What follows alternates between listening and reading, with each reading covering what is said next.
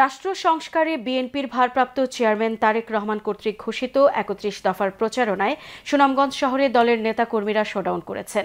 জেলা বিএনপির আহ্বায়ক কমিটির সদস্য ও সাবেক সাধারণ সম্পাদক নুরুল ইসলামের নেতৃত্বে এই কর্মসূচি হয়। এতে সংগঠনের হাজারো নেতাকর্মী অংশ নেন। ৩১ দফার প্রচারণায় কর্মসূচির সঙ্গে এটি ছিল নুরুল ইসলামের নির্বাচনী শোডাউন। তাই অংশ নেওয়া অনেকের হাতেই ছিল তার ছবি সম্বলিত ফেস্টুন ও ৩১ দফার প্রচারপত্র। মুখে ছিল নুরুল ভাই স্লোগান। নুরুল ইসলাম সুনামগঞ্জ ৪ আসনে আগামী জাতীয় নির্বাচনে দলের মনোনয়ন প্রত্যাশী। নুরুল ইসলাম নেতাকর্মীদের নিয়ে মাঠে প্রচারণা চালাচ্ছেন।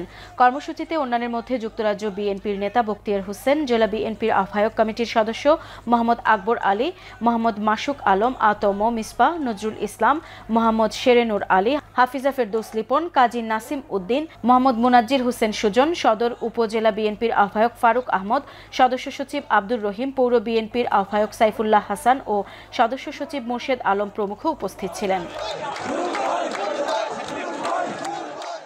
আওয়ামী লীগের মতাধিকার সহ্য করে সুনামগঞ্জবাসীকে সাথে নিয়ে বিগত দিনে দলকে সুসংগঠিত করে আজকের এই দলের এই কোণে নিয়ে আসছেন নুরুল ইসলাম নুরুল ভাই। তো নুরুল ইসলাম নুরুল ভাই সুনামগঞ্জবাসীর একটাই প্রত্যাশা, নুরুল ইসলাম নুরুল ভাইকে আগামী দিনের সংসদ হিসেবে দেখতে চান।